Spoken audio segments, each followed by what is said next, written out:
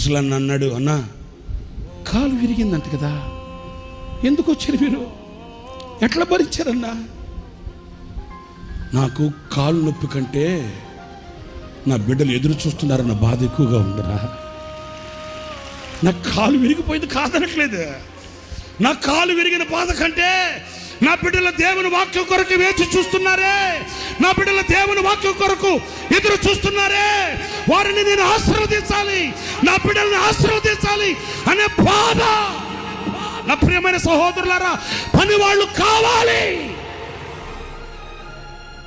ఎలాంటి పని వాళ్ళు కావాలి, ఎలాంటి పనివారు కావాలి, ఎలాంటి పనివారి మీద అభిషేకం కుమ్మరించబడుతుంది. కాలు విరిగితే కాలు మడత పెట్టుకొని, అదిగో చూడండి, దాంట్లో నమ్మకమైన పనివాని సేవ, నమ్మకమైన సేవకుని పని. అదిగో చూడండి, ఆ ఎల్ఈడిలో చూడండి, కారులో కూర్చొని దేవుని మాటలు వినడానికి వచ్చిన ఆ ప్రజలను దీవించి ఆశీర్వదించి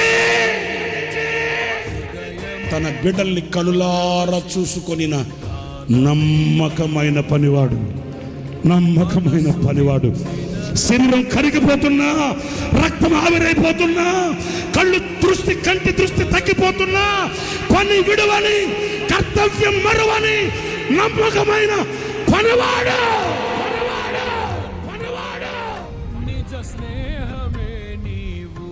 సేవలో సేనలో పనిచేసే పనివాడు కావాలి. ఆగస్టు 8వ తేదీన ప్రభు దగ్గరికి వెళ్ళిపోయాడు మన తండ్రి. ఆగస్టు 8, వినండి, మీకు తెలియాలి ఇవి. ఆగస్టు 8వ తేదీన ప్రభు దగ్గరకు వెళ్ళిపోయాడు. ఆగస్టు 1వ తేదీన బైబిల్ సెమినార్ ప్రారంభించబడింది. ఆగస్టు 1 బైబిల్ సెమినార్, ఆగస్టు 8 ప్రభు సన్నిధికి వెళ్ళిపోయాడు ఆయన. మధ్యలో ఎన్ని రోజులు ఉన్నాయేంటి? గట్టిగా ఎత్తుకుంటే 7 రోజులు.